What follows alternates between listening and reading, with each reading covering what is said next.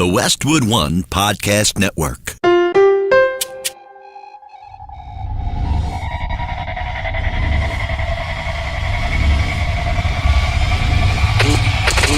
Never quit. Team Never Quit Radio.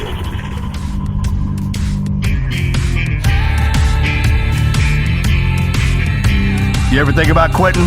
It's the combat of life, hammering the snot out of you. Well, stand by, dig in deep, and get ready to get fired up with us. Welcome to the Team Never Quit podcast, the #1 podcast that inspires you to fight on.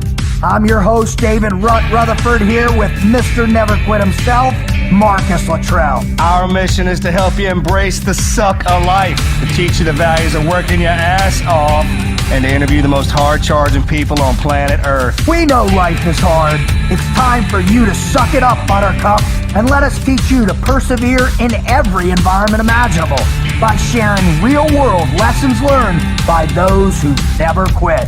That's right. It's time, Marcus, for us to help them defeat the negative insurgency in their lives. You fire me up. Are you ready? I'm ready. Let's roll. Let's roll.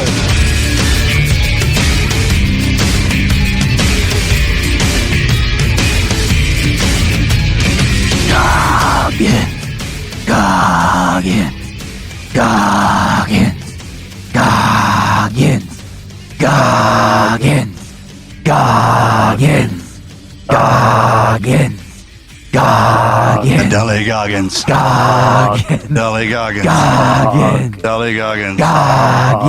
Deli Goggins. Deli Goggins. Dude. Guess what we got coming up? Holy cow. I am beyond. You are the dude. No, I hope not. I shaved my beard up so I wouldn't look like the dude anymore. I got called out on that. My girlfriend, John, she looked over at me one day a few months ago. She's like, because it was like bad, and I was wearing like a sweater too, and I think I even had a white Russian in my hair, and I did, and she like slippers. My hair was like 2 inches. I looked sloppy, Very concerned right? about my rug. I look like the antithesis of what Goggins would look like on any given morning. And she looked up at me, and she's like, man, you don't look good. And then, like, somebody actually commented on social media. I did a daily dose. They're like, what's up, the dude? Oh, yeah? Oh, my God. That's when I had to turn it around. I consider myself a split between the dude and Walter at any given time. You have a healthy balance. I'm glad he's pulled it back. Oh, my God. Want a toe? I'll get you a toe. Enough about the toe. What's he say? How do they yell at Steve Buscemi? What does he say? What was Steve Buscemi? Oh, Donnie. Yeah. Fuck up, Donnie. Donnie, you're out of your element. Dude. How can we be distracted with this right now? We have Goggins 3. Well, because it's the dude is the antithesis of the Goggins, right? And what he does is, man, he transforms you. I remember he went on Rogan again. And Goggins or the dude? No, Goggins will transform you, right? You let him into your head, and you start asking and saying those same things that he's saying. Man, as soon as he was on Joe's show, I immediately went and watched it, and I'm like, holy cow. But I knew there was something massive happening, right? When all of a sudden, like, Kelly Slater is saying this book will change your life, all these things. And then I go to the Amazon to go check it out, and like he becomes by far the #1 book right away, like in front of Michelle Obama, it was insane. So there is something palpable happening, right? Almost like a Jordan Peterson thing. Yeah, for sure. He speaks on all levels, right? So just ran through every gambit of life. Well, drug his story out, all of it. And that's what I believe, I'm hoping, I'm praying that we get for him. And he talks about it in the book, right? Where it started in detail and really sharing himself in his past, because like, we've talked about that. Connecting to David can be challenging sometimes because he is at the top of his game in terms of pushing himself. But I think with this and the way people can gain access to his past and say, man, Man, I'm in the same boat. I'm getting beat up by my dad. I come from a shitty childhood, whatever, but I don't have to let that define me. Kind of the last release of the tough guy, or how hard we work to become what we are. And then at the end of that, what we usually hold on to the longest and protect is the inside, the backstory, right? The personal stuff. Yeah. So if you're at the point in your life when you can open up and just throw it all out there for everybody, then you're content because you've seen yourself in multiple situations throughout all our people, right? And know that you weren't alone in that capacity. And once you see enough of it, you're like, man, everybody has to go through this stuff. And you start talking about it, then because of where he is in his life, it opens up the path for everybody to follow in who come from similar backgrounds. Absolutely. All right. Let's get to him. But first, we got to do our intro. Welcome to the Team Never Quit podcast. I'm your host, David Rutherford, with Mr. Never Quit himself, Marcus Luttrell, and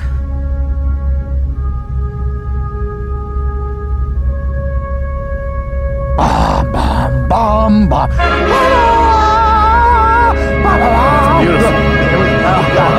I think the Goggins hurt my throat on that one. That was a little underwhelming. I apologize. Hopefully the music, we can just such potential. We could turn it up a little more. Welcome to the Team Never Quit podcast. I'm your host, David Rutherford. Didn't I just do that? Man, I'm so excited to get him on. It's crazy. If you're a first-time listener, stand by, because this one's going to blow you away.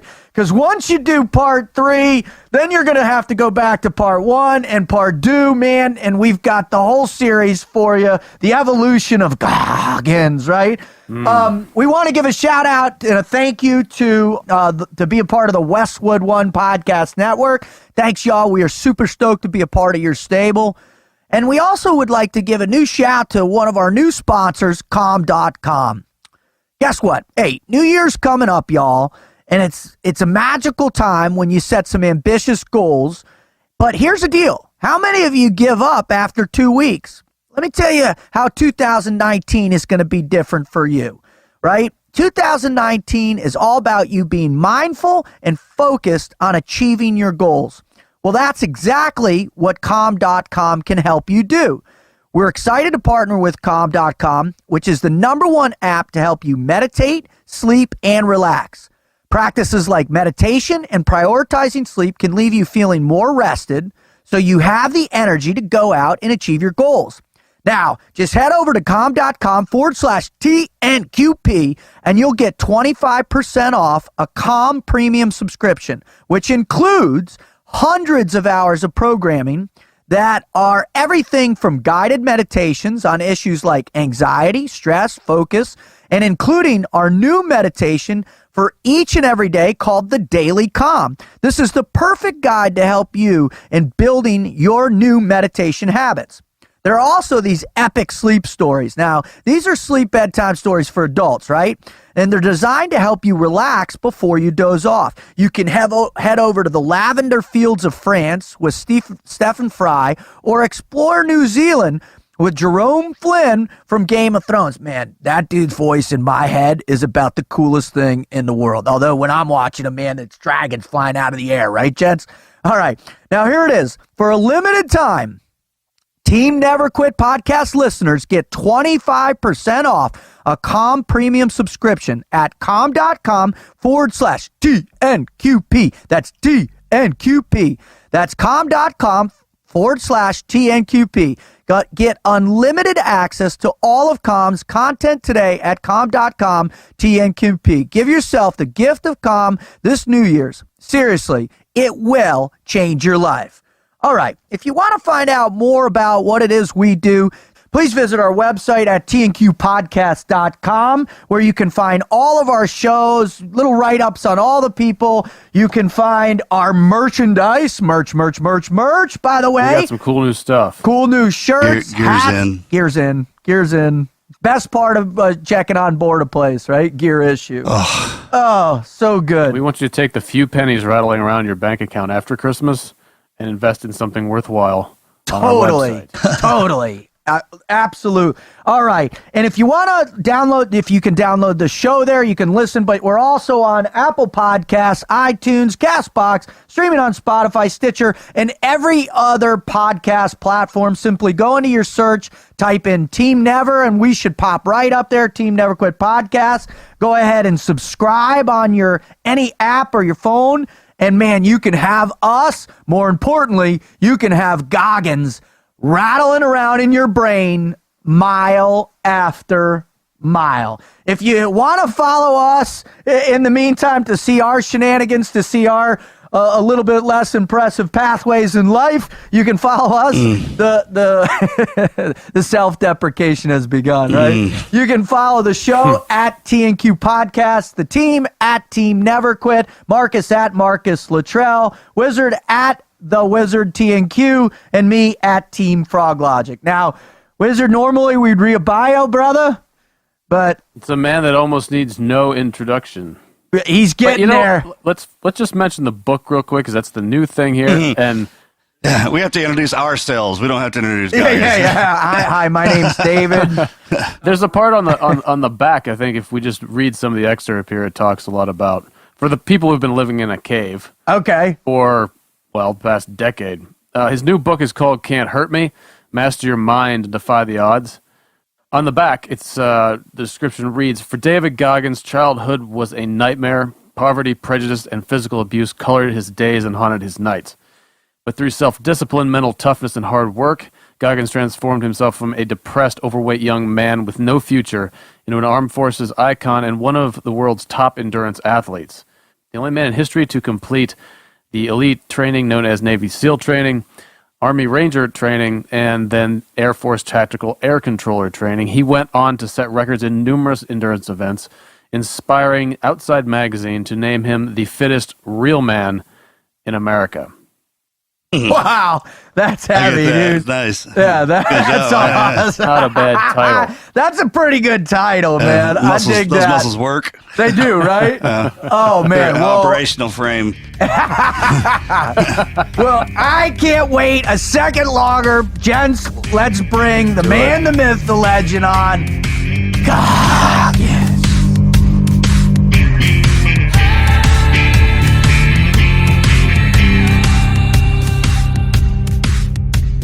Goggins, Goggins, Goggins, Goggins, Goggins, Goggins, Goggins, Goggins.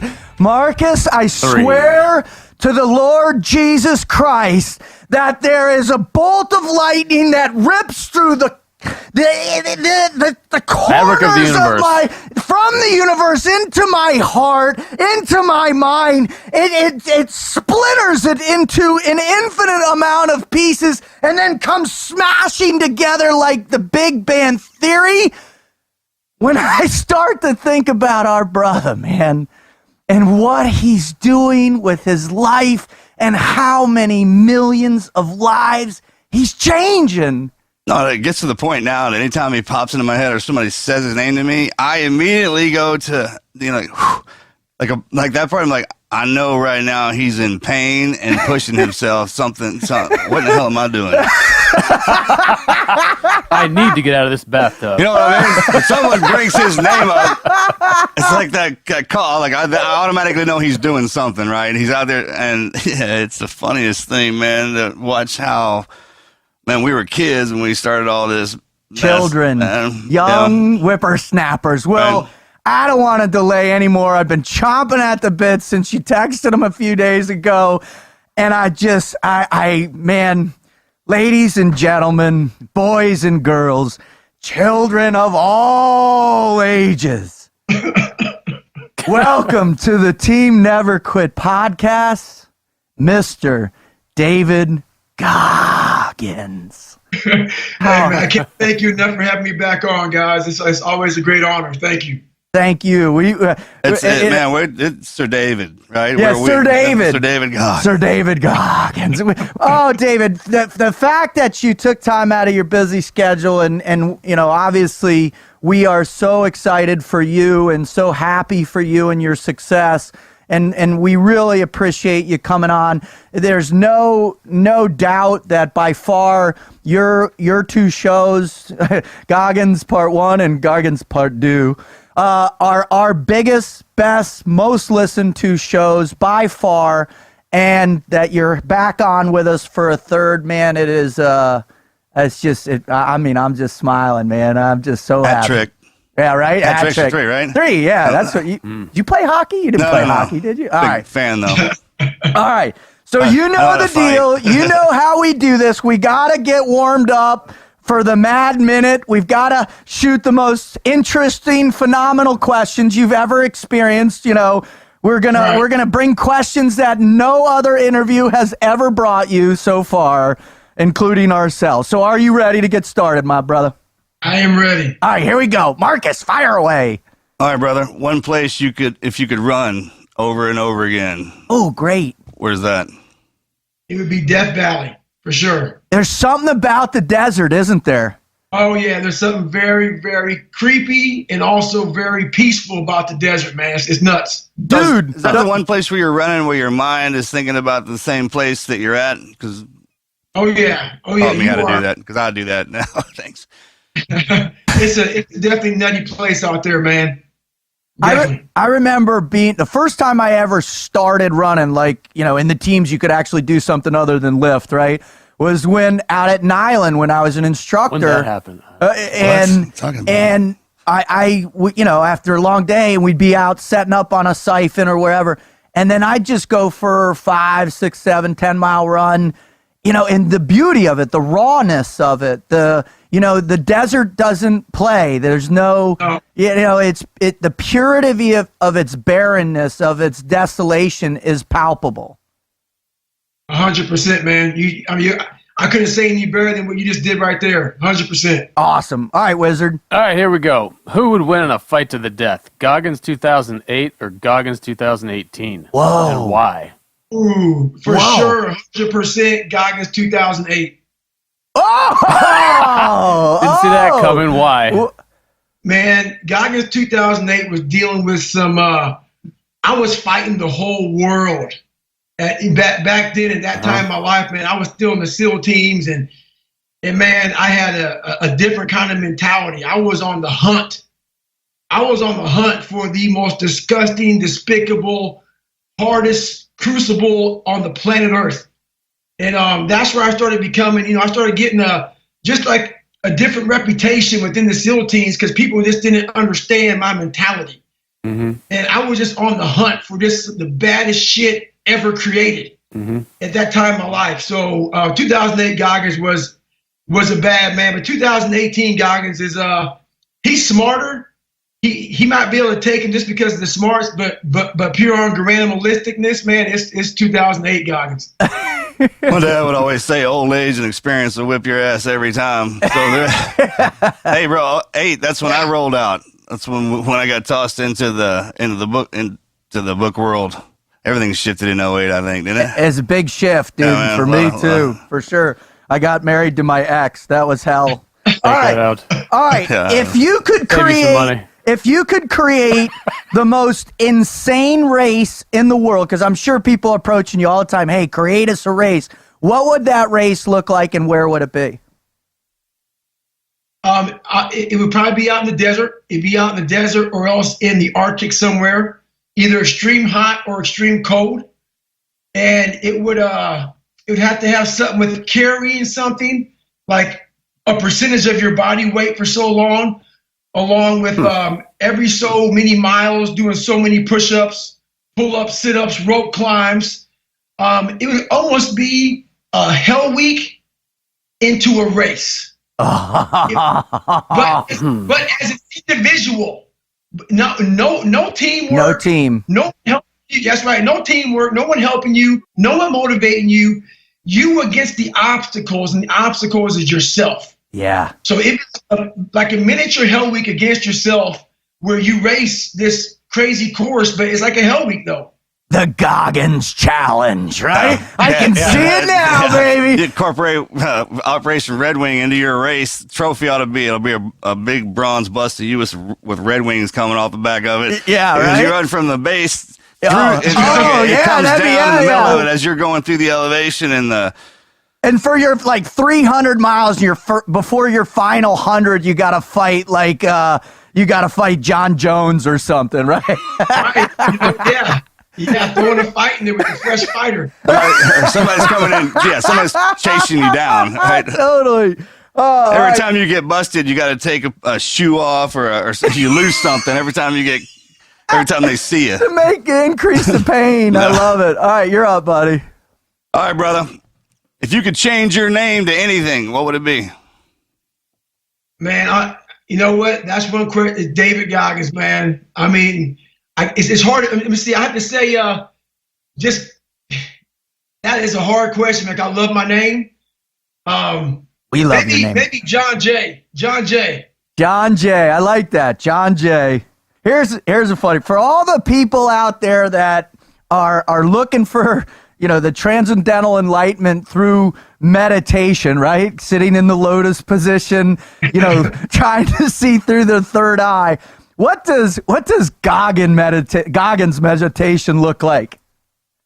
Well, I think first of all, for me to get in the meditative spot, to find the enlightenment, I'm kind of like those old school monks, man, who had to run, 4,000 days, 26 miles to find it.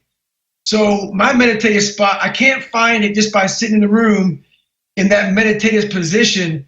That works after you have found enlightenment through pain and suffering. And so, there's a connection with all that stuff. You can't just jump to the fun stuff and sit in a nice dark room with you and yourself.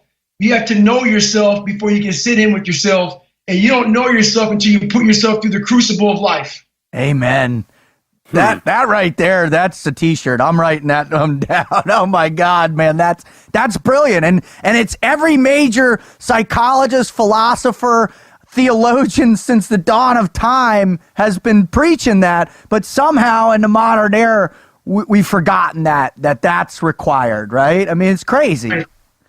Yeah, we skip that phase of suffering and pain and go right to the enlightenment phase, and that's impossible. You can't do that. Well, a lot of people, when they become the teachers and the masters, and they're trying to teach it downward, they're like, "Oh, I had to suffer, so you don't have to. Just take my words of advice and wisdom." But that's the missing part that they can never it's not locked in till you go through that first part. And it's incumbent upon you, perfect teacher, because you're out there doing it. Those are the best coaches too. Benny was like that, man. Showing it. They're in there with you. Showing it. Yeah, and they're in there with you for sure. All right, big guy. All right, brother. If you could run away and join the circus, yes. What event would you participate in? Ooh, man, that's a good one. I would probably want to be one of those high wire type of walking across the wire, doing stupid shit on the trapeze, all that weird shit that people that I don't want to do either. Totally, dude. Everybody loves the trapeze. Yeah. Have you seen that guy who walked across the Grand Canyon on that high wire? Dude. Or the dude. I'm gonna tell you right now, that's amazing. But you gotta watch the guy that walks across the World Trade Center. That's old school. This guy doesn't have any kind of daggone machinery. He goes up there with some guys he hired from New York City. Don't you know what the fuck? His name is Philippe. His name was Philippe. Cat is maybe one of the most amazing mentalists of all time. All time. This guy taught himself how to walk across the wire. I think it's called Walking on the Wire or something like that. It is. Great documentary. Man on a Wire. It is the most amazing shit. And I don't even like that kind of shit. But those people who are into the mindset, this cat, man, gets this rope, hires some people that don't know what the fuck they're doing. He's up on top of the World Trade Center before it was fully done and goes up there and lays on his fucking back. You got to see it. His name is Philippe. Google him, Walking on the Wire. It's unbelievable. It is the sickest thing I've ever seen. I was like, why are so many people watching this? And then you watch it and you're like, nobody knew what the fuck they were doing. That's the beautiful thing of it. I love that one, man. Philippe Petit. Philippe Petit, I think his name. French high wire walker, famous for his walk between the towers of the World Trade Center in '74. Yeah. That makes me think of Arnold and his free climbing. Oh, Same kind of. we're getting him on. All right.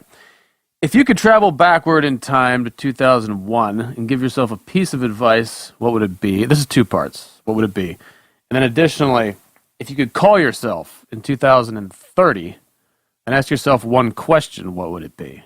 Deep shit, man. Wow. Yeah, man, deep shit. So 2001, if I could call myself in 2001, I would pretty much tell myself that, hey man, this is gonna suck. You know, 'cause I was just losing the weight, all that shit to try to be a Navy SEAL. I was just going back to my 3rd hell week. I had doubt in my mind. All those insecurities are coming back up, going through my 3rd time. I would basically tell myself, hey man, you're on the right fucking path. Yeah. You're on the right fucking path. Just keep your head down and don't look up because the ending's way, way, way, way far away. Just keep your head down and plow through. Wow. That's a great answer. 2030? 2030. 2030. Yeah. Okay. So what I tell myself in 2030 if I give myself a call? It would probably be a call with probably me in the background, real silent, almost in amazement for where I'm at and for what I've accomplished in my life from where I started. It'd be a very quiet conversation with myself, almost in disbelief that I could have died never knowing my true potential, almost in fear of knowing that if I didn't choose the path of most resistance, the fear of 2030 of being that guy who never chose the path of most resistance, it'd be very haunting to me knowing that I would be haunted by the fact that I was a person with all this ability in me, but never cracked it open. So it'd be a very weird conversation with myself. Wow.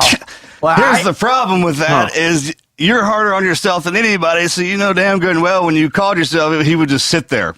Actually, he'd probably hang up on you. Like, just wait. Just be like, Just wait. stand by, pussy, click. What are you calling me for? We're not done yet. We're not done yet.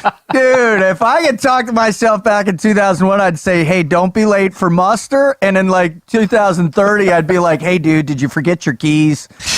All right, Marcus, last question. Learn to run. Fire it away. What do we got? Man, I tell you what, people walking up to you, and I get this with, hey, give me a piece of advice. My biggest piece of advice I give everybody, man, is don't be afraid to be judged. Yeah. Just don't be afraid to be who, and this is the honest God truth. What got me in so much trouble in my entire life was I was so insecure. My life made me so insecure that I became afraid to be judged. And when you become afraid to be judged, you become afraid to live. And that's the biggest thing, man. Just don't be afraid to be judged by anybody. Amen. Amen. Thank you so much for the Mad Minute. That's the perfect place to kind of shift gears, David. It's funny, man. When you start to get into those points of our lives where all those insecurities are formulated, we begin to see that it's over the course of a long time or span or distance. And obviously people are coming to our show because they're in those moments where their insecurities are affecting them. They're feeling judged, or they're judging themselves wrongfully. You know, what I'd like to start out this portion of the Never Quit story, or your stories that you're going to share today with us, is from a quote in your book, and right in the beginning. And we're talking about, your father's roller rink, who was hanging out there, the challenge your mom was facing. And then you say this, and this thing just jumped out at me. It said, maybe if I had been older, or my father had been a good man, I might have had some pride in being part of a cultural moment like that. But young kids aren't about that life. It's almost like no matter who your parents are or what they do, we're all born with a moral compass that's properly tuned. When you're 6, 7, or 8 years old, you know what feels right and what feels way the fuck off. And when you're born into a cyclone of terror and pain, you know it doesn't have to be that way. and the truth nags at you like a splinter in your jacked up mind. You can choose to ignore it, but the dull throbbing is always there as the days and nights bleed together into one blurred memory. Can you start us off on this edition of TNQP with that quote and your greatest never quit stories or story? Yeah, man. So what that right there meant to me, so that was simply that I was realizing that at this young age, my foundation was completely cracked. And if you read the very beginning of the book, you'll see to the unrelenting voice in my head that wouldn't allow me to stop, pretty much, right? Yeah. So what that voice is God. I don't talk about God a lot, but I'm a big believer in God, and people think because I cuss so much that I don't believe in God, which they don't understand. I don't get that mentality with people. If I say fuck or shit, I don't believe in God. I don't get that. But anyway, so that where I'm going at in this whole book is that that voice in my head, everything going around, that voice is very loud when you're a young kid, because the world hasn't gotten a chance to pull you away from that voice. Yeah. So it's the loudest when you're young. It's directing you to be a good guy. That's why there's no racism when you're young. There's no bullying when you're real young. You're just kids playing because it's not right to be this way to that kid. But as you start to get older, you start to move away from that voice because the world starts to get so noisy and so loud that voice now becomes muffled. And so at this age in my life, that voice is loud and clear and it's telling me this shit is not right. What you're going through is wrong. Your mom being beat, like I talk about, being around Rick James and O.J. Simpson. Like, it would have been great if I was 30 years old, seeing that stuff. But what I'm seeing as a young kid is I'm seeing destruction. So I don't see Rick James and O.J. Simpson, man. I see nothing but destruction in this household, and that destruction is starting to build this new layer on top of me of like, okay, this is what life is. And I can tell it's all wrong. This isn't what life is. But it just kind of swarmed me up and it kind of swallowed me whole. And that became, for a long time, my identity was hurt, pain, insecurity, self-doubt, fear, and every other word you can imagine to make me feel bad about myself. Wow. So that comes from. Dave, before we move on, would you mind giving us some kind of story to illustrate that and just help people maybe understand a little bit better? Yeah, so for me, man, my dad was an alcoholic, and I talk about it a little bit in there, but he would beat us. Like, I'm not one that says don't whip your kid. That's not me. I'm not saying abuse your kid, but the kid has to know what you did wrong. You have to know what you did wrong. You have to know, okay, I messed up here, I messed up there. My dad would just beat us for no reason at all. So, your baseline of right and wrong was just, it was never there. So one time, I was riding my bike, and my dad said, do not ride your bike in the street. We all know what that means. Mm-hmm. Don't ride your bike in the street. Very simple. So I rode it on the sidewalk, and my dad was in the window looking at me as he sat at the kitchen table, as he always did, smoking cigarettes and drinking his scotch. I turned my bike around, and my front tire, literally, as I turned around in someone's driveway, my front tire scraped, literally, maybe a quarter of an inch, hit this or hit the street. I didn't ride in it. I turned around, hit the street, and came back in.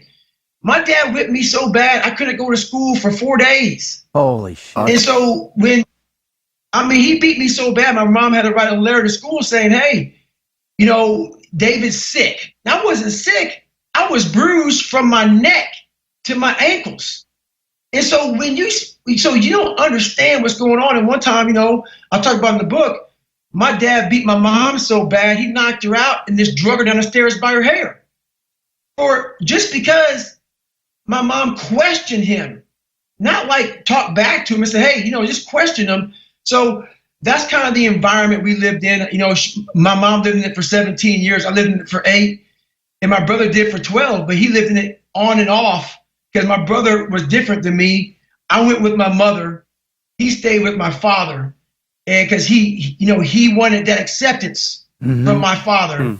And so it's crazy what the mind does to you in a very hostile, abusive environment, and now my brother is still paying the price, and so am I.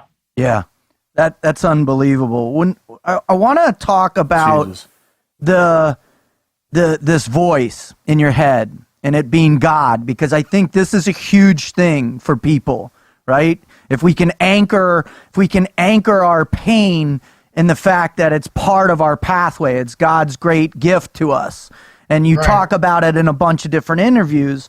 And one on Joe Rogan's show, your last one, you talk about that voice, and most people's voice is about comfort, and yours was a different kind of voice. At what point did it really start to be quieted, and you didn't know how to build the voice back up? At what age? Was it 11, 12, or at what point did you could barely hear God's voice anymore? What's funny, man? I really never got to that point. Awesome. I was ignoring it. Because with my foundation, with the stuttering, with the learning disabilities, with all these insecurities I had from being beaten and everything, I knew I had the ability, because his voice was saying, man, you can do all this. I mean, you can be a badass still. We can flip this story upside down. But I didn't have the strength to face the voice, to be like, hey, man, okay, you know what? I can, because I knew that the amount of work I was going to put into developing Goggins.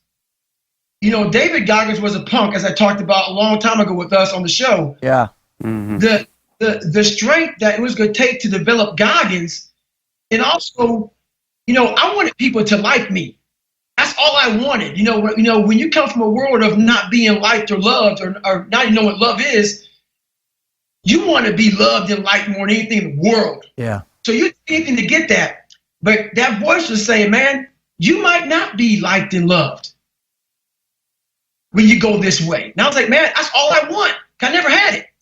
So it really just took the courage, because that voice became so daunting and so haunting, it just wouldn't leave me the fuck alone, that it basically made me face myself.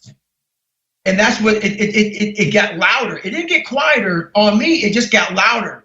Like the more I lied, the more I became insecure, the more I cheated in school, the more I cheated in life, the louder that voice got saying, no, man, you are here for a fucking reason, Goggins. And I'm not going to leave you alone until you do this. Until you go this way, I'm going to be in your ear. I'm going to make you feel worse and worse and worse and worse until you do what I put you here to do, which is what I'm doing right now. But without a story, you can change no one's life without a story. Marcus, and you talk about that all the time with our guests, right? Who talk about this pathway of pain towards, whether it's the enlightenment, whether it's the recognition that there's a better space on the other side, or whatever it is. Can you talk about that a little bit? Man, no matter how hard you try, how hard you train, and we spend our lives to get out of a situation pretty quick. Right, real fast. And those of us who are drawn into that, you can put a name on it, seals, whatever, back through time, but we all gravitate in a certain direction. It seems like no matter how often we do this or how good we think we get at it, man, you can still get burnt, right? You still get your butt whipped in some kind of capacity, but that's okay. You look at it like, man, now, hey, that was a good one. All right, I wasn't paying attention, but I am now, and I always will be. And that voice in your head is absolutely driving you in a specific direction. And when it becomes clear to you what that is, then the pain becomes the fuel, and the knowledge and the wisdom becomes the reward. Wow. David, what is that voice, and how has your relationship to that voice changed over time? Great question. God, right? Well, it's God. Well, for me, it's God.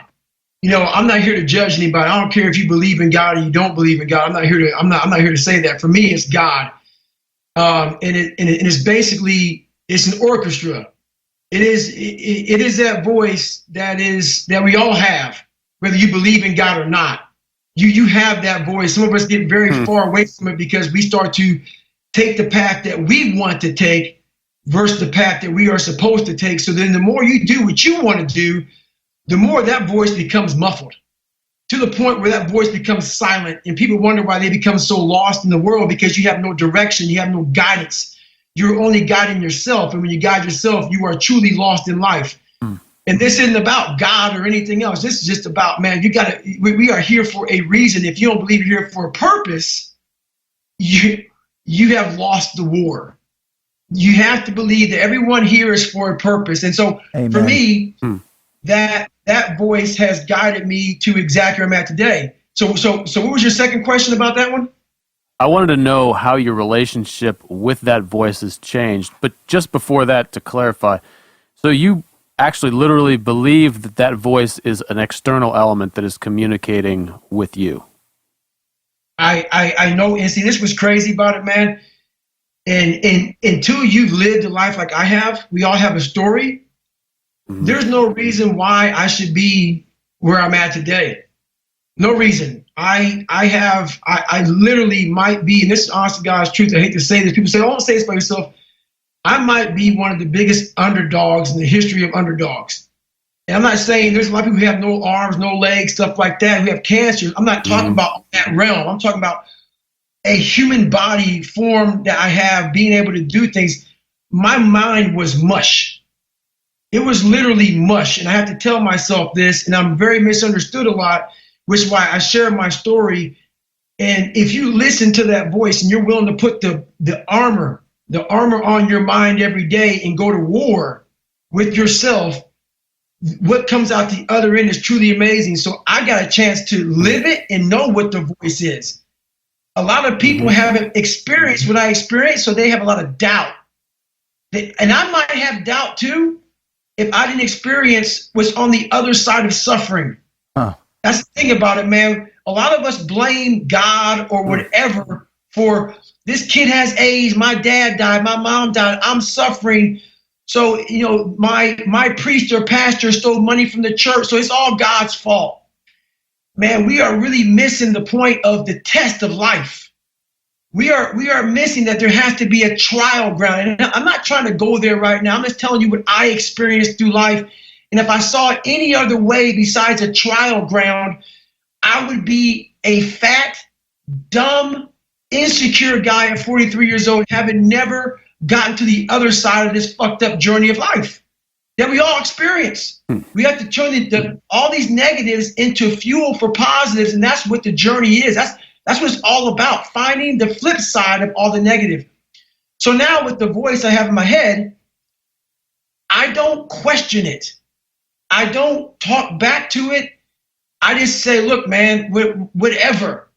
If my job is to suffer for the rest of my life to show people what is possible, if my job is to be comfortable, if my job is to be a priest, a pastor, run hundreds of miles, go back in the military, work out until I'm dead, whatever the voice, be homeless, whatever the voice is telling me to do, man, but usually it's telling me you have to go into a place that is very uncomfortable to find comfort. So I just listen, man. Is it possible God was talking through your father? 100%. 100%. I had to go back through my life. That's deep. And realize. So what made me get to where I'm at today is I had the woe is me mentality. And once again, man, I'm not trying to preach God on people right now, but this is what the conversation is. I had to go back and get answers. I had to go back and see why I was treated the way I was. But I had to have the courage to do that. And you have to not hate the people that did things bad to you. You have to understand the people that did things bad to you. You can't go back. My dad had a lot of demons that he didn't face. He didn't hate me. He didn't hate my mom. He hated himself. And I had to go back and study his path. What drove him to this point? So all my enemies and all my foes and everybody that I've come across in my life, I had to study them to understand where this shit came from. So then I understand I can forgive them. I can't live with this hate. I have to move on. So there's a big process in life that we don't want to deal with because we live on the surface. We love the surface of life. We don't want to go to the root cause of the fucking problems that we all have. And the root cause is usually when you were a kid. Why am I this piece of shit right now? Usually happened when you're 4, 5, 6, 7, 8, 9, 10, and now you're 47 years old and you're wondering, why am I still jacked up? It probably happened to you when you were real young. But we don't want to go back in that stuff. We can't talk about it at parties.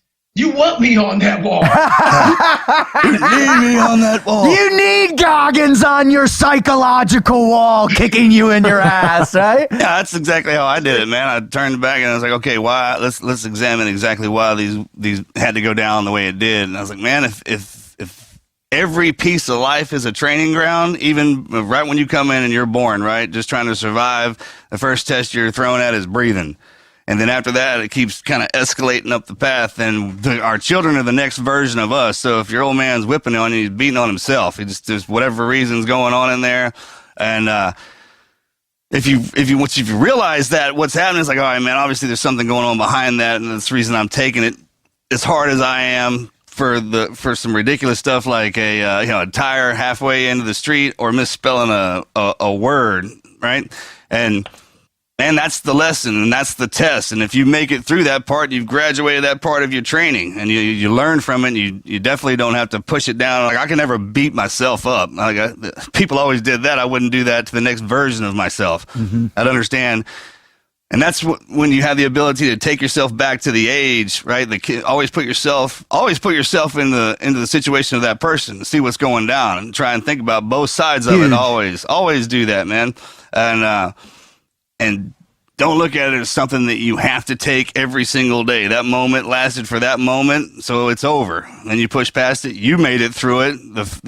Why would you drag the feeling with it, right? Why? Because you think you're going to go back to it? Well, that's all right. We'll deal with it when we get there. But just keep going through it, and those tests are important. I mean, don't ever forget about them. They remind you how strong you are. And then as you progress through life, man, you make your own identity. And I like to say, man, never let anybody's perception of you become your reality. Well, that's a fantastic point, and that's a great place to go back to David. David, one of the hardest things that we face, especially if we're managing a shame, a guilt, is this concept of judgment. Whether we project judgment on others to make ourselves, or to protect ourselves, or when it becomes a malicious judgment or whatever. Can you talk about the power of judgment, what it's been like in your life, and how you approach it now? Well, man, I tell you right now, being judged, guided me into every wrong decision I made in my life. I mean, it literally formed a human being that wasn't who I was supposed to be. You know, that whole being afraid to be judged, like I was talking about to begin with, man. Yeah. Like it literally led me down the path of such a person that had no code, no ethics, no nothing. We had that SEAL ethos. To a lot of people, man, it's a nice big long message. There's a lot of great things in there, but to really live by that every day of your life, we're all team guys, dude. Let's be real. Let's get real. And I had to get real with myself. A lot of guys don't like me for that reason. What I had to do is I had to form my own David Goggins ethos. Nice. And the thing about it is, man, what comes out of my mouth, it is, and I have to say this very loud, I fucking mean the shit I say. I live it every day to a point of disgusting. It's hard for me. It is hard for me. So what sets people apart is when you set an ethos in your mind and you say, this is how I'm going to live my life. Whatever that is. You stop looking for those people who are judging you. The only person that you are judging is yourself. That reflection in the mirror is the only person you become accountable to, unless you believe in a higher power as I do. But that person, all the outside interference, all the outside noise, all the understandings of, all that shit that happens in life, I no longer care because I have my own ethos in my life that this is what I do on a daily basis, and I understand if you don't like it, that's fine. But you have to get to that point of having a lot of courage and you got to be proud of yourself. You got to be proud of yourself. Amen. What are the? Go ahead, brother. Same thing, man. The SEAL ethos is amazing. I mean, when those guys that put that together did a really good job. But I took something from each one of the kind of the phases in my life and put it into an ethos as well. I say it every morning. Great power comes great responsibility, daily control, stay humble, and work harder than everybody else. I repeat that in my head anytime anything gets hard. And don't feel this is a big problem people have, I think, too, is they see something cool, like a phrase or somebody does something, and like, oh, man, that was really cool. But then they don't adopt it because they think it belongs to somebody else, right? Man, if you see something somebody's doing and it's hard kind of, too. Of course it is, right? He's talking truth. He's talking living in a truth, right? Living in David Goggins' own truth. And that's the hardest fucking thing in the world to do, to admit your faults, to admit your sin, right? And then to live in that sin, but try, and then when you think about it, and I'm telling you, this is a shift. This is and I'm holding up your book for, the audience that's listening to this. You can't hurt me. When I see that title, I see a shift towards living openly with truth, your truth. Can you talk about why that happened and why you came up with the idea that you had to put this out there? Well, the thing, man, is that I became known through my journey in life as the hardest man on the planet, the toughest man, the blah, all this stuff, man. And I appreciate that. It makes me feel great. But every day, your backstory. You know where you come from. And so for a lot of alpha males, hardcore guys, as we all are, you see what you get. We're some hard knuckle draggers, I'll fuck you up with, what's your name? Let's go, motherfucker. All that bullshit, right? People can't learn from that, man. I'm sorry. So when people started giving me all these accolades and these great titles and I'm indestructible and I'm Superman, I'm a robot, it made me think a lot about, man, these people have no idea. None. They have no idea, man, the hard David Goggins, man. I gotta tell you all the truth. I'm gonna have to break myself down to the sewer, go back down to the roots of Goggins.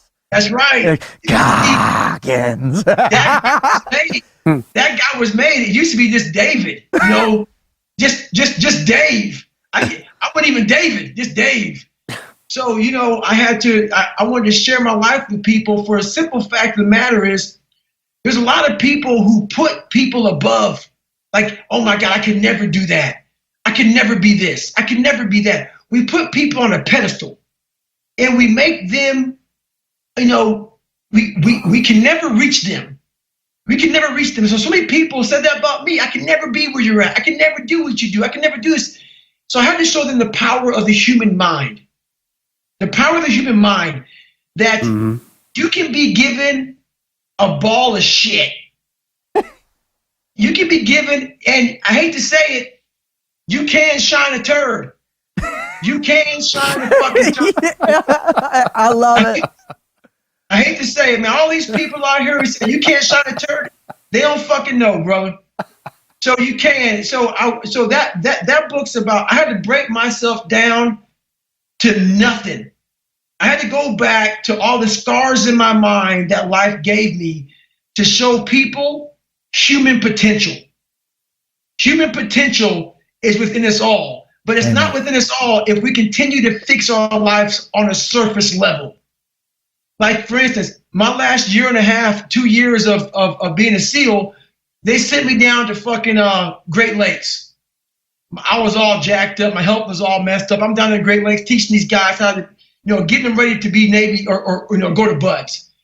But the same amount of guys were quitting. And I didn't understand that until I got deep into the problem. And, these guys were faster swimmers, better runners, better at everything than we were. But they were still quitting. And I got down to the root of the problem. We were building bigger, stronger, faster quitters. Why is that? I realized it, man. we weren't doing the one thing we had to do more than anything, which is develop the mind. We have to develop the mind. Like Marcus, he couldn't run for shit, man. And I'm not. But the thing that we didn't do with Marcus and people like Marcus, we didn't crack these motherfuckers open. What makes a person like this get through that? It's not the running, it's not the swimming, it's not the Olympic ability. It's the human mind. Yeah. So once I started cracking that open, I started realizing, man, people have got to believe in the mindset that the most powerful weapon is the mind. Hands down.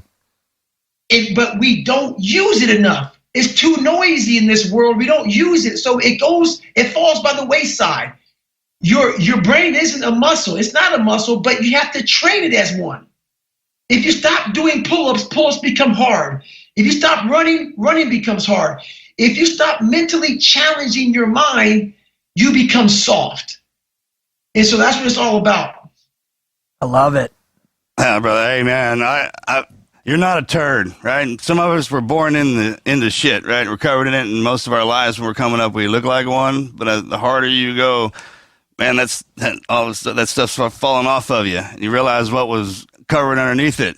And that's kind of what you are. You give direction to everybody who was born into all that.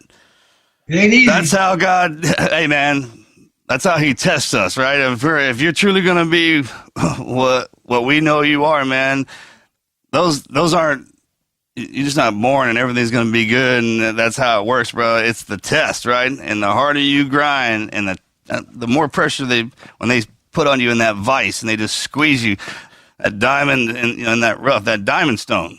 Because all the guys we hang out with, like I say, are stones, man. Sharpen us, dull us, and our ladies polish us out.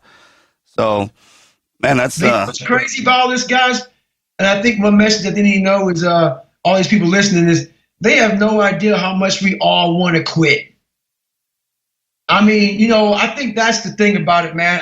Even today at 43 years old, man, every day I wake up, man, I want to quit. I want to retire. Every day of my life. So that's the thing about, man, like you don't get to this some higher place in your mindset where it's just set in stone and you're good to go. No, people wonder why every day, why Goggins, are you still battling every day? Because every day I want to still fucking quit. It actually gets harder as we get older. Because it does. I've put out for long enough. I mean, it's probably okay. Because you tell yourself, like, it's probably okay if I step down and I, take it easy and retire. Yeah, right. It does. I mean, you feel like, why do you tell yourself not to quit? Because the other voice saying, hey, bro, it's time to take it easy is really prevalent. It starts to shift. You're right. Yeah. That starts to shift versus, hey, get after it versus, hey, let's stop getting after it, brother. Yeah, and that's the problem with counting our years and our age. It's like, this age is supposed to be doing this, but if you wipe that out like you have, and the whole thing is the time we have down here is short, right? You got to think about it. And if the first family has a bunch of kids, man, and now all the kids are saying, yeah, I love you, Father, and man, this is great, and that's all you say, then who gets rewarded in the family? The one who goes out and does the most, right? Who puts the work in and who walks the walk and actually gives back and takes care of everybody and thinks very little of themselves, right? It's all about everything else. The part you think about is keep going, right? Just keep taking all this, man, and then come back, hit the sack, refresh, start back up. Only easy day was yesterday. You got to hand it to our program, man. The sayings and quotes they got all through there were pretty brilliant, right? Just constantly, because it's so ingrained in our head that even well after we're out of it, man, it's applicable to everything that we do. Life. I think, particularly with this book that you've just come out here, and obviously we've talked about this, and your influence as a public figure and the message you have out there, you seem to have, you obviously have a full realization of the power of that. So what I want to ask you is, do you think that everyone needs to, or that they have to, go to such extreme extents of suffering, going back to the sewer, as you say, where you discovered Goggins, breaking yourself down to nothing? Do you think everyone has to do that in order to realize a life at full potential? You know what? You don't have to do it to the level that I've done it at by any means. You don't need to go out there and break yourself off running 200-mile races and doing pull-up records and going through buds and ranger school and all that shit. But you do have to examine yourself and you have to examine yourself on a very physical and mental level.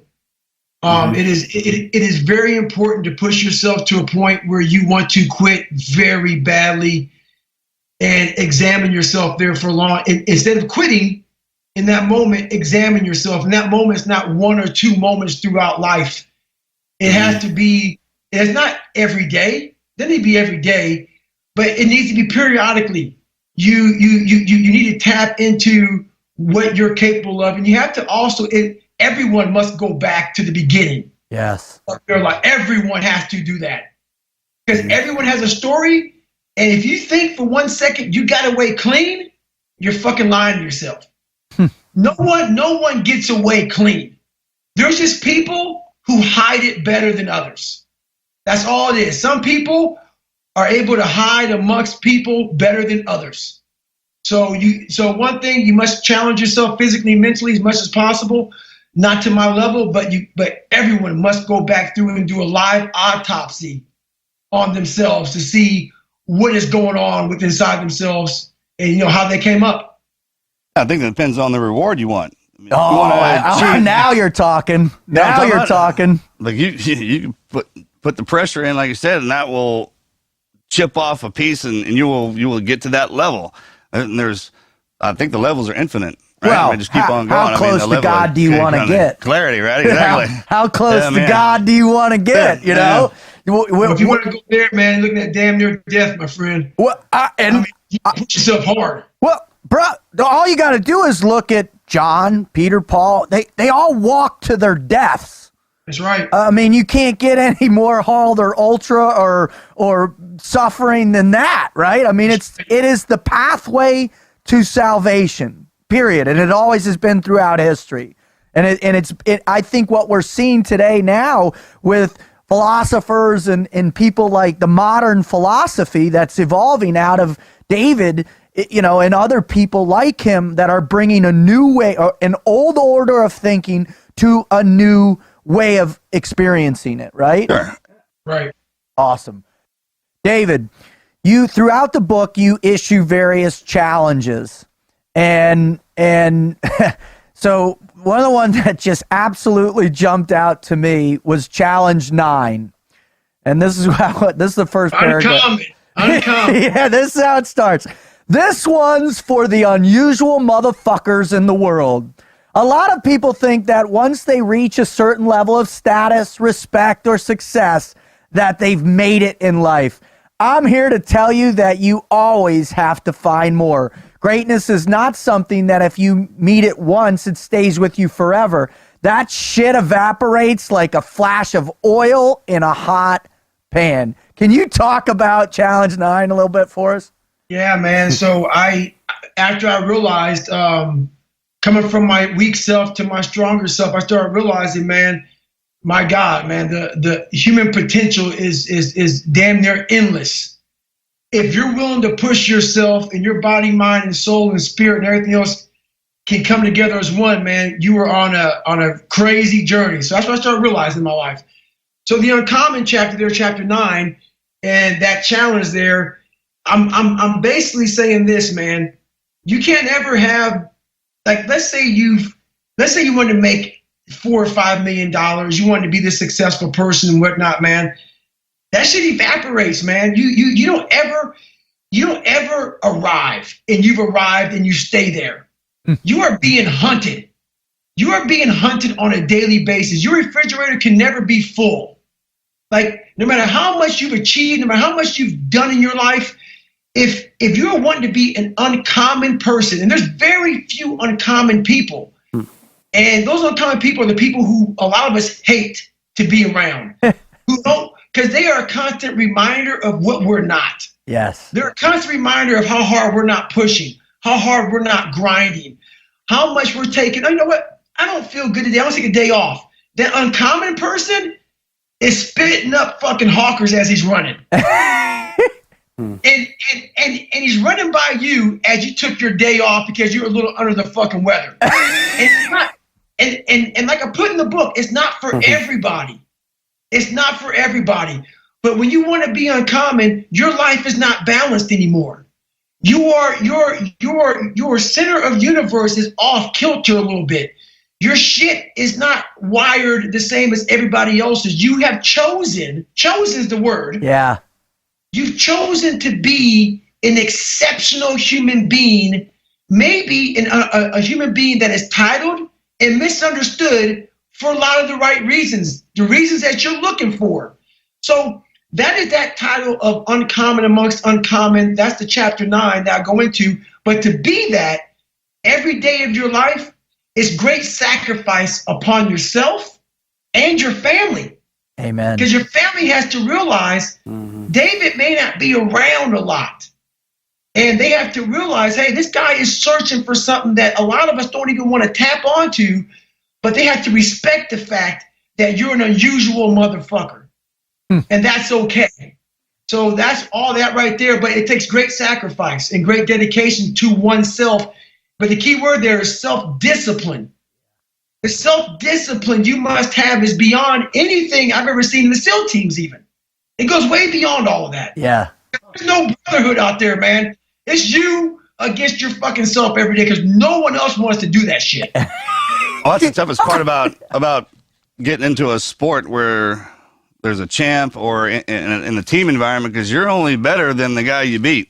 And then to get better past that, you have to compete against somebody or go against somebody who's better than you. And if you're at the top of it, then everyone's just training to beat you and you're sustaining, right? Because you can't really go past that.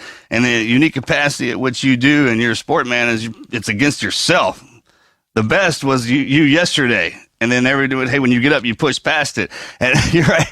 You get around some of them uncommon dudes in the team, and they're all, they're a perfect shot. And you're like, man, you will beat yourself to death to try and get to that level too fast. So it's you got to remember how much time they put in it. And some people just have natural talent, but they're also cursed with laziness or something else, right?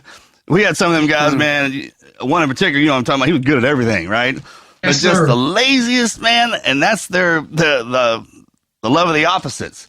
So the trick is to master both the opposites and pull them into the middle and let them drive you in that direction, because then you're competing kind of against yourself. And when you do it in that capacity, man, it opens you up, because you're not judging yourself off of somebody else's how good and bad they are. Oh, That's man. the true statement, Marcus. You got to compete against yourself. Oh, it's unbelievable. All right. So I want to shift, because what I'm witnessing, which is unbelievable, because we had you on 2 years ago. 2 years was the first, actually 2.5, which was the first one. And since that time, there has been a transformation in this experience that you are living through right now, right? Where you have pushed and pushed and pushed. All of a sudden, all of the things are coming clear. You see it clearly now.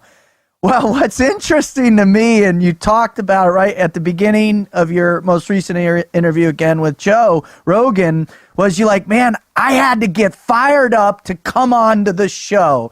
I had to get fired. I'm an introverted guy. It's tough for me to talk and expose and share myself. This is what I'm doing in my head. Well, guess what? God has flipped that on your ass on you now. Yeah. And your next, I believe wholeheartedly, your next greatest never quit moment is the burden he is placing on you, David, to go and share this message with the world, to share the word. What does that feel like for you? You know what? It's very daunting. A lot of people don't understand me. And when I speak the truth. It took a long time for me to get to the truth of my life. So whatever I say to you, it is who I am, take it or leave it. This is a very challenging time for me. Yeah. I am, I never expected to do this, never expect this book to be where it's at right now. And this will be by far the biggest challenge of my life, because every day I wake up, I just want it to go away. I just want to be David Goggins again, the guy who gets up, runs his miles, and no one knows of me, no one knows about me, no one talks to me. I'm left alone in my little incubator of life. And so this is very challenging for me. It's just some days are over. Yeah, it's it is frightening, man. 'Cause I'm a kid at 6 years old. I'm still battling this. I got up in front of a crowd of people and stuttered. I had a really bad stuttering problem, man. And for me now to be a public speaker, people have no idea. It's not like I'm over it. I'm still that 6-year-old fucking kid. People don't get the journey is never fucking ending. So I'm like, oh, you evolved to this great man. Yeah, I'm fighting that same fucking kid every day, man. Like, I'm afraid every day to be judged, but you're still, you have to be strong and stand on your 2 feet. And while I'm afraid of being judged, still be judged and still move forward. So it's getting harder now because now my message is touching millions of people. And now I have more eyes on me, more times to stutter, more times to mess up, more times to be judged, more people to pick at me, more people to come out of the fucking woodworks and say he's lying, he's this, he's that. I have more people from the hell I came from, those people who never evolved, who are trying to bring me back into that hole saying, I remember you back when you were a piece of shit. It's those people who are still trying to bring me back in the sewer with them. So when you open this big cage, like God has opened for me, as powerful as it is, and most people are like, my God, look at your life, look at what you're doing, this is amazing. I see it in the way of this, man. The demons are more prevalent. The demons are flying higher. The demons are now all around me. And now this is where the voice starts to get quiet because the demons are so fucking loud and they're in abundance. So it's tough, man. You're going through buds again. Yes, and all sir. the people from your past are the instructors, and everybody around you, man. It's like, because we went through SEAL training back in the day where you saw the instructors, they had the shirts on, you can identify them. But as we have progressed, man, we don't go through the basic stuff anymore. Our training is advanced. So they remove the Buds instructor shirts, and it's kind of those life instructors.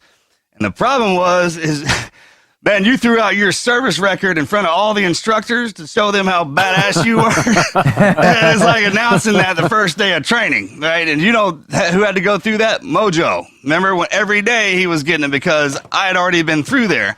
And that's what's happening. Right. And this, it's another journey through the SF pipeline is where you're going, man. And you've done multiple of them. And every little aspect of what you just said correlates to every little thing we had to go through. They're always telling us we were no good. They're always telling us that this, that, and the other. And that's by design. It's just wrapped in a different package. And you didn't let that couldn't get in our head, and we were going through that at that young age, and it definitely can't get in there now. In the world that you're in now, man, you're not supposed to be in it. Mojo talks about that all the time because he's in the science world. He looks like we are what we are, our backstory, but we live multiple lives. Most people don't. They spend their entire life in one realm trying to get really good at it, and we just keep switching, right? Never get master anything. We're good at the basics, and now you're into the literary world, and it's different, right? But I looked at all of them, man. Every one I ran into, man, just teach me something, learn something from me. And the minute you started getting negative, I would shift because that's obviously you're feeling a little inferiority while we're here because we're not supposed to be.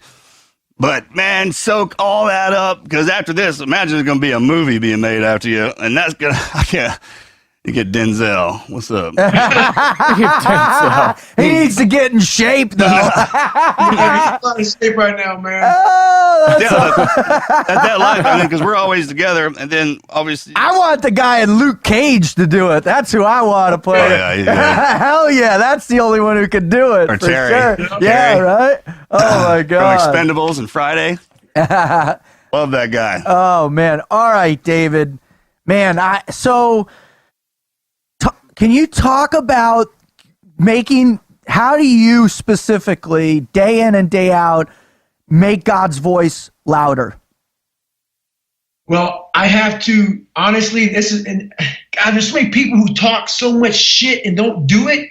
I keep on saying that message because I tell you right now, that's how. You have to practice what you preach. I cannot be, so this morning I got up, it's not just about working out. It's not, but this morning I got up and I got my workout in. Before this podcast, I cannot practice about mental and physical hardening, callousing your mind, callousing over the victim's mentality, without doing it on a daily basis.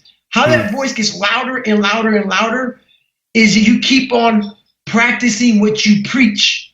if there's ever a day you don't practice what you preach, that voice will get softer and softer and softer. A lot of us who are out here trying to motivate, who are trying to inspire people, we do it off of our couches. We do it off of what we used to be, not who we are. So for me so once I stop being who I am, you'll know, because I'm going to shut the fuck up.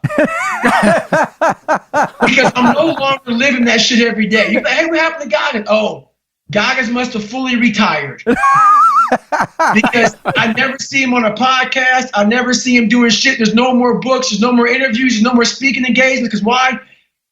I have knowledge, but I'm not practicing what I'm preaching right now. It's the time to retire. So that's how my voice gets louder. And I always know I'm doing the right things. When I wake up and I do shit, I'm like, fuck, I don't want to do this today. The voice is very loud. When I put it on, I get after it every day. Amen. Another thing, right, is just one quick second on that. Yeah. Is you got to still stay who you are. Amen. I'm David Goggins. My shit still stinks when I take a shit. And you know what? And that's the one thing right there. When people come up to me, man, I'm on a run, I'm on this, I'm on that. You stop. You take fucking time out. Amen. There's one thing that Marcus told me a long time ago, and he said, when you sign your fucking autograph, you make sure you don't sign no scribble shit. And basically what he was saying is make sure you take the time to write your full name on that damn book. And because it's just taking time. You're never above anybody.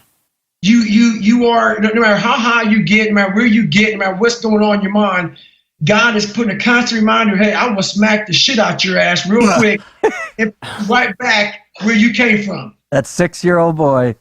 That's right. And then some of us get smacked every day. I swore I was doing good, man. What did I miss? Awesome. Yep. Well, hey, the question I want to ask is usually the one we put in the place of kind of when we start winding things down. It's like the points of advice.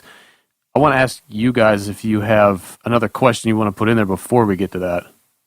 No, I feel fulfilled. I feel like if I think the best. If I have any more Goggins today, then I'm gonna live in another state, right? I am tapped out. I'm literally gonna parkour out of that window, and I have no idea what's on the other side of it. I just want to talk to God more. That's what he makes me want to do, is talk to God more. I know. I wish you could figure out a way to do it other than running, because he's preaching right now. That was a joke, because I was like, well, Marcus, for you, it's on your, you go out there and cut grass like you lost your mind. That's your time.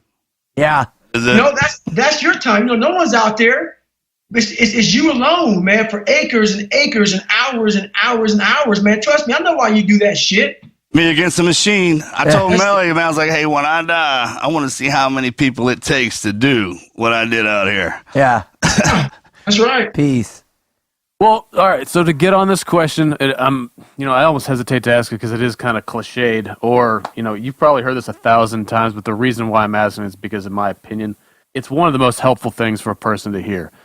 You were talking before about you have to begin testing yourself mentally and physically. Back when I had asked you, do you have to take it to the extent to live life as you had? Your answer was, you have to begin testing yourself.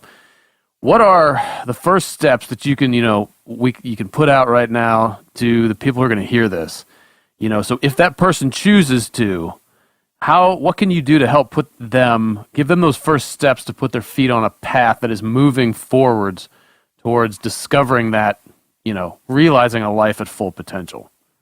The very first step that I took was literally going into my bathroom and looking into that dirty mirror and calling myself out.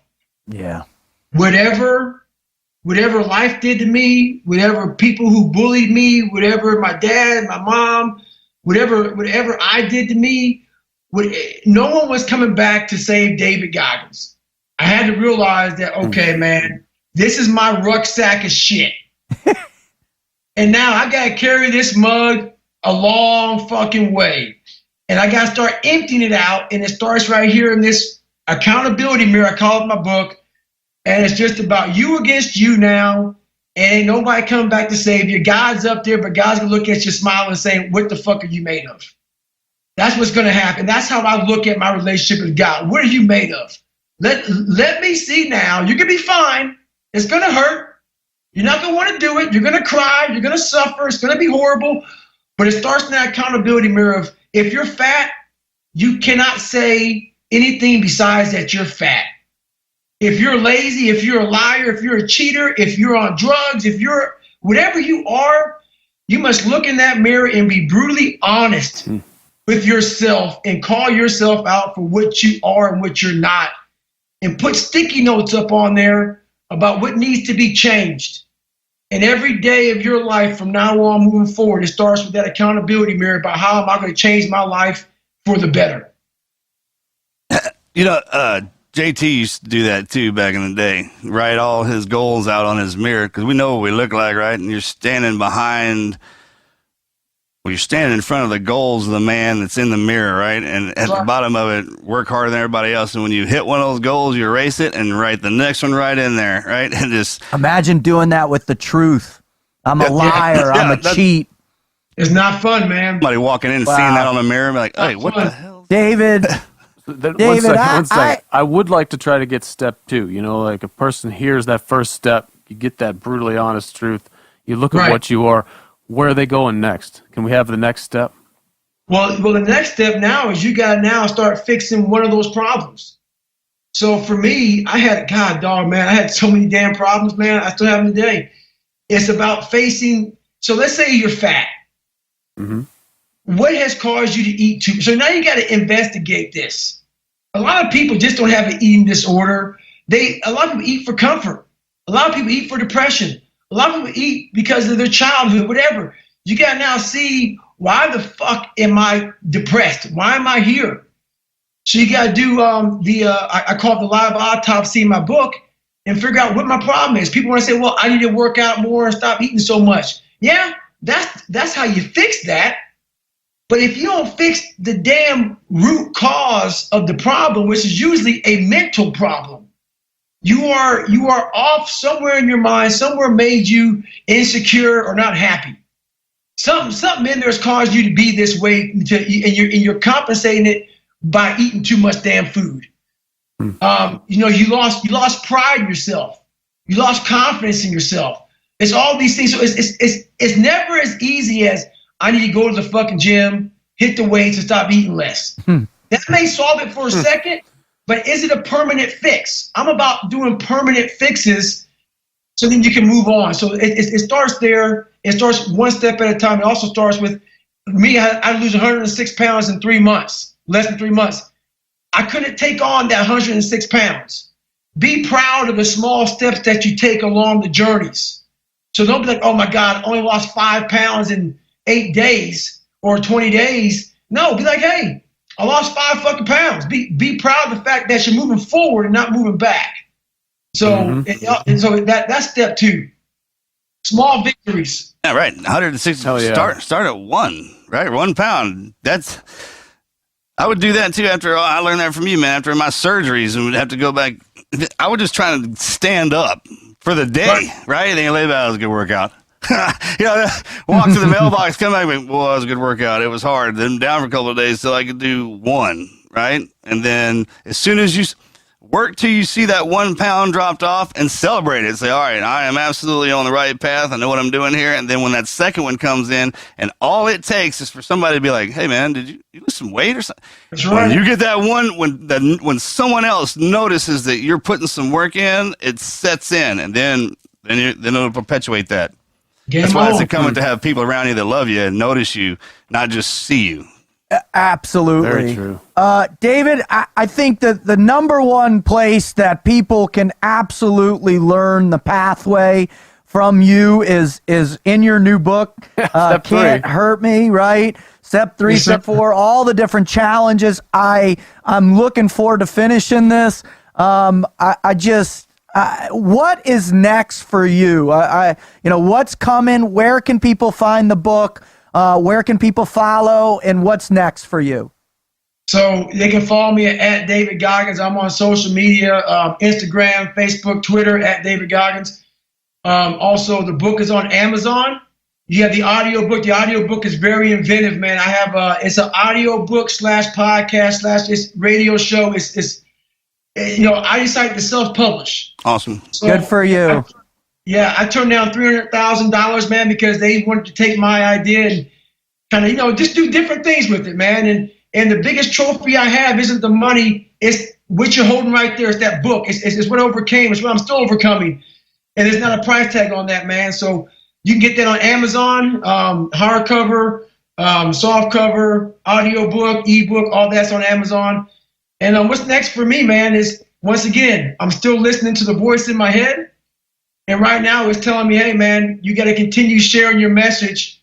And it was all about that book for a very long time. Yeah. So, it's about helping others, changing people's mindsets for the better.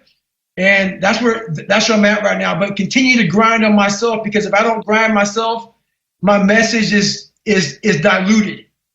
It's diluted because people don't hear the passion. This passion comes from a real place.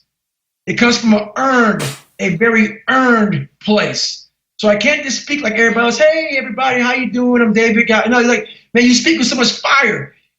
It's earned on a daily basis. It's earned. Well, it's well-deserved, awesome. And God is definitely speaking through you, David. And we can't thank you enough for sharing. Well, we just wish you all the best, and whenever you feel like coming back on, or maybe when we need you to come back on to help our listeners and to help us, and we'll turn on the Goggins signal. Goggins. We're on top of that. Yearly event. I appreciate you. Thank God. Brother. God bless you. You too, man. Later. Thanks, bud.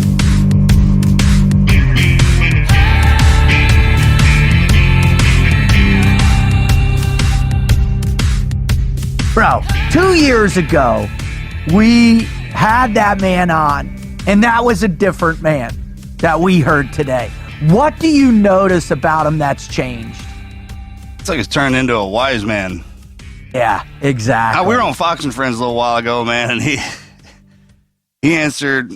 started off the whole conversation, man, and I was just sitting there watching him because of years before. I was like, man, I was like, hey, man, you're getting really good. I don't have anything to say. You're getting really good at that. I think he's fallen into the mode of where he can explain what he's doing and why he's doing it. Yeah. That just takes time. I think all those years are running and the voices running around in his head, he figured out how to put them in a sentence and throw them back out. And I think that's awesome, man. That's what's supposed to happen. And that's what writing a book or journaling or any of those types of things can do for people, right? It clarifies the noise and those voices that are distracting him from the truth of who he really was and where he really came from. Right. I mean, when I, started reading this, the whole first part of the book is this childhood experience. And, he referenced it over and over about that 6-year-old kid and fighting that kid and how he looked at himself. And man, it's just so cool to see that he can see it all now for what it is. Yeah. That paints a beautiful picture, doesn't he? Oh my God, it's clear. And it's almost like when he opens his mouth, he's not even trying. It's spilling out of him, right? And, you think about at what point in our lives, because I think this is really, the great question we all ask ourselves is who am I? Why are we here? Well, he's got a pretty good idea of who he is now. And now he's on that second path of why he's here, which it sounds like he believes wholeheartedly God wants him to spread this message. Yeah. Did you feel that? That's powerful. Oh yeah, man. It's powerful when you say it's confidence. You can see it in him, and when you ask him a question, even on the deepest levels, and Wizard's picking his head, and you can rattle it right out of there. Then especially if you're not prompted for it, means it's in there. You know it, and the ability to say it is what separates most people who go through the hard times but can't express it, right? They kind of get shut down and they just... Well, their shame of it. Their level guilt. It out, right? Yeah. And it's actually incumbent on everybody to talk about their experiences to each other. Well, that's how we share we're connected in our collective pain, right? That's how you know you're not alone. In our suffering. Now, Wizard, what did you hear differently about him? It's just what we're talking about right now. I mean, if you go so far to assume that his discovered purpose in life, or 20 years from now, he will reflect back and see, which I think is becoming evident, that his greatest use to society, right? If we talk about what he puts out there, the impact he has, his message, and how he affects people, is going to be exactly that. The what it has done, in my opinion, with this book and the evolution we've seen in differentiation from the first two interviews, is his accessibility. And it seems as though he's starting to fill in, or at least making the blanks, the answers to all the blanks that have previously not been there. He's answering a lot of those questions, which is making him much more accessible to people, and therefore they can get a greater understanding, and therefore that makes his impact on society that much more effective. And that really stood out to me as extremely evident in comparison to everything. Even his tone, his posture that he had in this interview was different. I noticed a more palpable positivity in him too, right? He's turning that pathway of pain into a positive experience. Well, and you can't get away from it now. And the best part about the book and him in the open is he has to learn to talk. And like you said, like that, he's kind of taking that role, though, I mean, certainly not, he's still physically out there putting out, right? But he's taking, like you said, he's becoming like a wise man, sage sort of role is starting to appear. The llama, I think. Goggins, the llama, the Dolly Goggins, the Dolly Goggins, Goggy llama, Dolly Goggins. the Dolly Goggins. the Dolly Goggins. Dolly Goggins. I tell you what, like, you go to the back of his book, and he has a litany of incredible human beings giving quotes, and Marcus, of course, you're on there as well, and Taya and Jim DeFleece, and all these incredible people, and at the top is Joe Rogan, right? And Joe says David Goggins is a being of pure will and inspiration. Just listening to this guy makes you want to run up a mountain, right? And to be able to, to capture the awareness. I mean, his book is #1 on every chart. It's sold out, within a couple of days. It's gonna be on this insane meteoric rise. He's on track to do. He could do, I don't know, a couple 100,000 in the next few months easily, right? Deservedly so. And what I'm hearing is the audio book is the way to go too, because it has his own personal aspect in there as well too. So who knows how many? Does he narrate the audiobook? Well, no, the guy who helped him write it, but then he comes in and he gives interviews in it as well too. And they talk about it almost in a podcast form. So David, it flushes out the context in a Q&A type thing. So, sure. I mean, what two amazing ways to experience Goggins, right? I mean, really, really powerful. What I hear in the man is his availability to talk about the truth of where his pain originated. And the hardest thing in the world is to be honest, like he said, about where we come from and where our pain comes from. In its literal and figurative sense, right? He had a horrific childhood. He struggled in the teens as well too. But none of those things does he look at in any way, shape, or form other than God pulling him to this pathway of enlightenment, right? And what I heard is it's gone past he's come through, so to speak, right? When he first went, it was this transcendental enlightenment through the experience of pain itself. Well, now he knows it's not the pain of mile 135 or 136. It's the pain of that childhood fear. It's the pain of judgment as an adult in a community of where we're judged constantly. And most especially now, that next evolution of Goggins, right? The pain of having to share the message. Yeah. Wonder how that's going to affect his running. Good question. Great question. I guess too friendly. That ain't gonna happen. Right? There's a reason why you didn't pet our working dogs. Yeah, I hope and pray it does for him, man, for sure.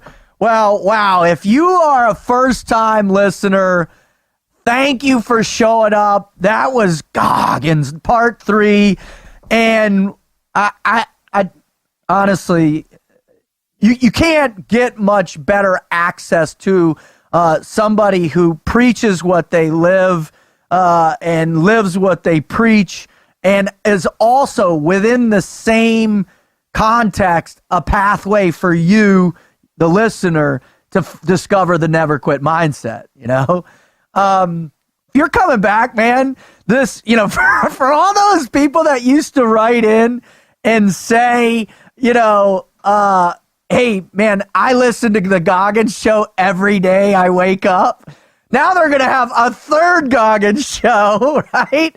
Right. You could literally listen to 3 Goggins shows. Chapter 3. Right. We're creating a series. Right, exactly. Yeah. I love it, man. The evolution of the Dolly Goggins. We're just documenting is the journey for him.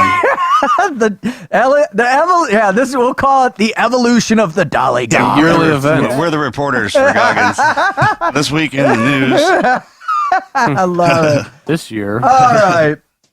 If you want to know about us for any reason whatsoever, go to our website. If you find us to be relevant in any way, shape, or form, go to our website. Absolutely have nothing to do. And, set up on the keyboard so you can actually type it wrong. Visit our website at tnqpodcast.com, where you can download or listen to our show streaming on any platform.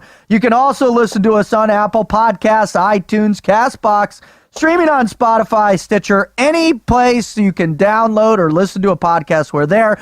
We also want to give an incredible thank you to our strategic teammate and partner, being a part of the Westwood One Podcast Network, baby. Thank you so much for allowing us to join your team. We're incredibly excited. The journey has just begun, and we can't wait to push ourselves as Goggin would push himself with this.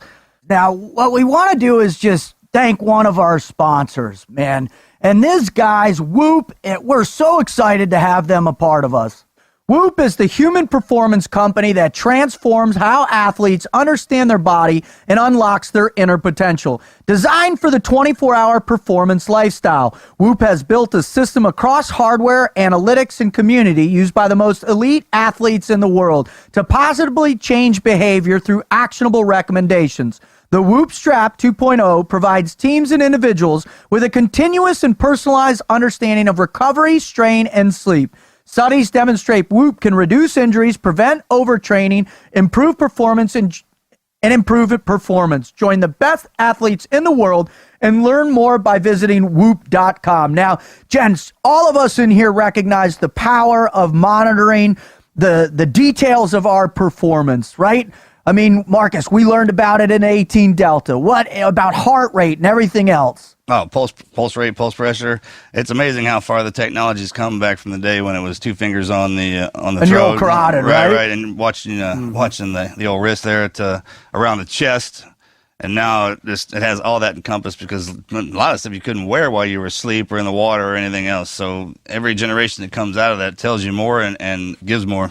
And thank God for Whoop, man. I just started wearing mine last week, and already the data that it's showing me is incredible. Now, Wizard, you also have some information that you believe is pertinent to all performance. Yeah. You know what's really cool about these wearable fitness trackers, particularly something like the Whoop, which we've been running around here for a little while, is that it takes a lot of that guesswork, the subjective nature, which can be really, it runs directly contrary to being efficient and really getting the most out of your workouts. I mean, it's something that affects pretty much everyone. If you're not able to get objective, defined data that is going to show you what you're accomplishing when you're working out, or even in recovery, which, you can wear the Whoop 24 hours when you sleep, then you can't really achieve and maximize your time, your efficiency in your workouts. And I think that's a fantastic advantage that people should be taking advantage of these days with something like the Whoop. I'll tell you what, one of my favorite also aspects, and you can find all kinds of information. They had a group of our brothers, Navy SEALs, that did this incredible race. They skydived into the ocean, swam a couple miles to the shore, and put on plates and did a 100-mile run in under 24 hours, all while wearing the Whoop strap. Their whole experience is online. You can check it out. All right, here you go. Over the holidays, man, visit Whoop.com and take advantage of the special annual membership and save 20% off per month off the standard membership. That's 20% per month off the standard membership. And if you drop our promo code TNQP, you're going to get the first month on us. Go to Whoop.com. All right. If you want to get some TNQ Podcast merch, just go visit the website, tnqpodcast.com. We've got hats, t-shirts, the whole deal. If you want to follow us all, we're on social media. For the show, it's at TNQ Podcast. For the team, it's at Team Never Quit. Marcus is at Marcus Luttrell. The Wizard is at The Wizard TNQ. And I am at Team Frog Logic. Wow. What a way to end this recording session. We've been out here for, about 10 days or so, and man, and I think we've got the perfect ending for this spectacular show. We've got a listener write-in story that is absolutely in the Goggins framework, and hopefully David will listen to this and hear this. All right, here we go. From David. My big sister Juanita died last month. She suffered from depression and committed suicide. I have dedicated my running to raise awareness for suicide prevention. I've been listening to the TNQ podcast number 8 and number 35. The David Goggins podcast have given me the tools and guidance to enter the ultramarathon runner's world. I just turned 51 this month. 3 years ago, I was fat, lazy, and void of energy. I told myself I had to do something about it. I weighed almost 240 pounds. I joined a gym and started working out for many hours a day, every day competing in a weight loss challenge at work. I won the challenges, and now I'm at 172 pounds. I listen to David Goggins' videos and podcasts while I run daily. It helps me stay focused on never quitting. I went on a crazy run after hearing podcast 8. I took his advice to cut out all the ways to quit. I drove my dad's car to the Austin South Terminal Airport around 10:30 p.m. Then I started running towards San Marcos, about 36 miles away. I had to run in the darkness, alone, in an area I wasn't familiar with. I listened to podcasts 8 and 35 for the next 36 miles. This was the farthest I had run up until that point. I completed a Corpus Christi marathon earlier in the year. Yesterday, I decided to run an unassisted marathon in McAllen, Texas in 102-degree heat. I completed my run in 6 hours and 55 minutes. The feeling of completion was amazing. I'm training to run in the Habaneros 100-miler on August 18, 2018. My sister would have been 52 on August 11th. My goal next year is to run the Badwater 135. I have no excuses to not do it. I'm in excellent health. I don't drink alcohol, no drugs, no medications, and no physical limitations. I will run at least 100 miles a week to train. I have been doing sauna training to get acclimated to the heat. I want to personally thank Marcus, Wizard, and David for your service. This podcast is awesome. You got to figure there are literally thousands and thousands, if not millions of people that David's message is inspiring to get out there and run. And not, so to speak, in its literal terms, but to run away from their shame, away from their guilt, and towards their best form of themselves. And man, that is epic. David, thank you for writing in. Yeah, thank you, David. David, thank you, Goggins, the Dolly Goggins. Thank you for coming on with us again and showing us the next stage of where you are. Your wisdom is profound, your truth is powerful, and really your insight is transformational. Thank you so much, sir. I want to thank God for talking in my head like he does, for Christ, for showing me the way, for Jonna, the girls, my family, my friends, all those who inspire me in this life. I want to thank our listeners. I want to thank you two. Man, this is really a blessing. Thank you. Sure is. Hey, David, good job. You're already tougher than I am running, man. And Goggins, just thank you for being you, man. I know I had this, I don't know why this stuck in my head. We were at Pendleton and up in the Kill House, and he was walking through there, and I heard him, he yelled out my name, and looking down. You know, he used to be an amazing, he can break dance too. Oh, yeah. Yeah. And I won't get into that whole crazy story, but from there, standing on top of that hill in Pendleton to where he's at now, man, just it has been an honor and a blessing to watch you do that. And those hard times, I got hard times flush the chumps, right? And so just to see that whole evolution as to where you're at now into the teaching phase of it is really something, man. And congratulations on that book. I hope it sells more than any Harry Potter. I mean, just on your success and everything. You're really something, brother. Thank you very much. And to everybody, man, the Holy Family for letting us do this, to my family for loving me and letting me have my friends, and to all the listeners who keep bringing us back. You guys have no idea how much you guys mean to us and give us the opportunity to meet all these wonderful guests and keep hanging out with each other. So it's truly something. Thank y'all for it. I'm out. Out.